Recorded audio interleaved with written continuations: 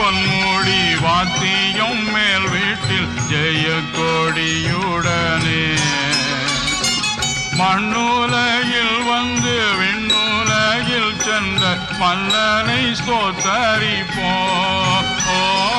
மண்ணுலகில் வந்து விண்ணுலகில் சென்ற மன்னனை ஸ்தோத்தரிப்போம். என்ன ஆனந்தம் என்ன